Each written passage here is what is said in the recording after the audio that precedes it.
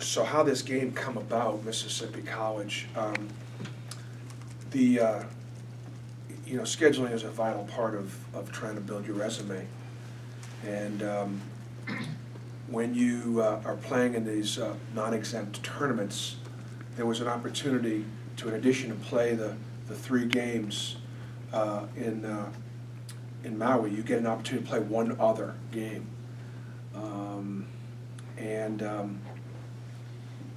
The last 2 games that we had to schedule was Washington and then this game. This game, all we were able to find were really, really high RPI Division I's, really low Division I's, teams that were in the 300s.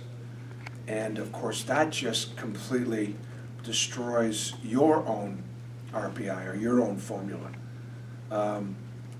So sometimes, and you see it across the country, you're better off playing a Division II team that does not figure into your RPI.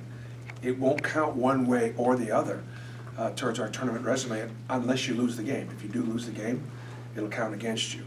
But if you win the game, it will not count for you. But a win over a very high RPI Division I team hurts you. And so that's kind of the reason why we were scheduling this Division II opponent.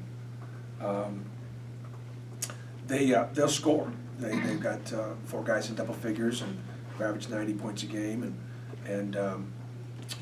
but obviously they'll be undersized, and it'll be an opportunity for us to continue to try and grow and execute and learn. I had my concerns in the Washington game simply because it was going to be Samir Dowdy's second contest. It was going to be Austin Wiley's first contest, and that gave me 7 other scholarship players that had played some, and I thought the guys, obviously did a really good job. I think the other, this is very important now, if you don't mind, to sort of get this out there. Great crowd on Friday night, a sellout crowd. And fantastic participation by the students, a great doubleheader, with the women.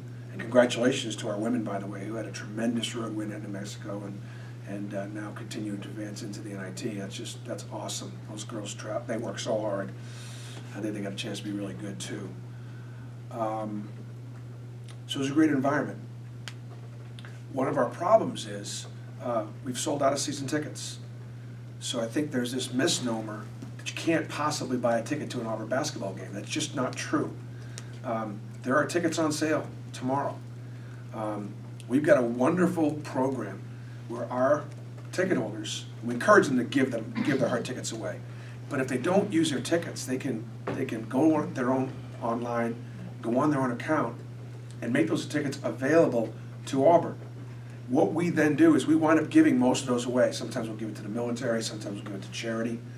And if we can ever get this system ramped up, we can actually resell those tickets, and especially the premium seats, to give other fans that experience that haven't come to a game and build our fan base. Then next thing you know, those people come to a couple games, they're going to want to come to more. Maybe they're going to want to travel. Maybe they're going to want to go to the tournaments with us, so on and so forth. So we got to get the word out. Use your tickets. And if you can't use your tickets, physically give them to somebody. If you can't physically give them to somebody, go online and give them back to us so that we can then give them away or resell them. So I hope I got that right. So tomorrow is a great opportunity to come see this team play.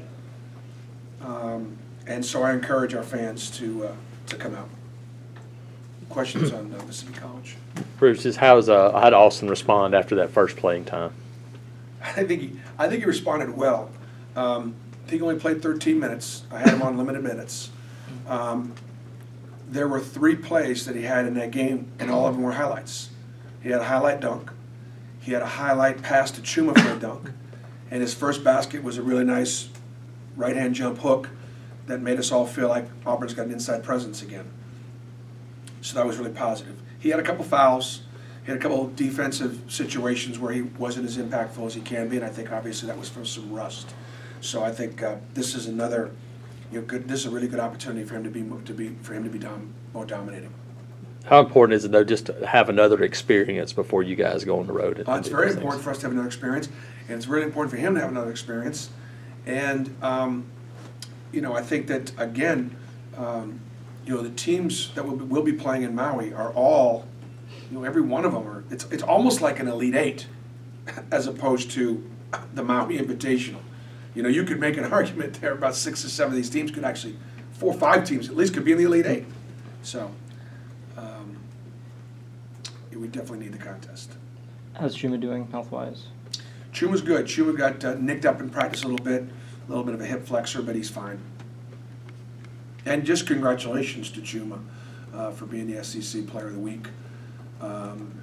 He's just a very productive player, inside out, offensively, defensively, and he's continues to get comfortable in a more dominating role and just doesn't force anything. I also think that there'll be games when because of his basketball IQ, if somebody starts to really focus on him and tries to take him away, he won't force the issue. He won't feel like he's got to do what he did every night, which is smart. You touched on after the game Friday, but Jared and Bryce weren't necessarily as good offensive as they always are, but it seems like you got a team now where you got different guys who step up, Chuma being one of them. And how important is that when they have an off night, people can kind of fill in for them, pick up the slack? Yeah, I thought, like, for example, there was a talk about Jared having an off night, and there was no disrespect there, but he had an off night making 2-point baskets. He shot the 3 well. He handled the ball well. He got us into all of our offensive sets. He played great defense. So I actually thought Jared had a really good night. I just missed some shots that he might have normally made. I thought Bryce had a good night. I thought he was very effective defensively. Didn't knock the 3 ball down with the same percentage. He had some really good looks, and he could have put up some pretty big numbers, which he will. But both of their shooting percentages were down. And so, yes, it's good to be able to win when you have other guys out there, more balance. I think the other thing that was, for me, was having we have pretty good passers on the floor. Samir Dottie's a really good passer. He's not a ball stopper, he's a ball mover. And he makes other guys better. So now you got Jared out there, Chuma out there, Samir out there. Bryce is a good decision maker, dimension. So one of the things that I was concerned about early in the year, and still am, was going to be our assist turnover ratio. And so by having those guys on the floor, one of the reasons why they're on the floor is because they have good assist turnover ratios. And some of the guys that may not be on the floor as much aren't because they don't. You hear this all the time, especially when you guys are about to go play Maui Invitational.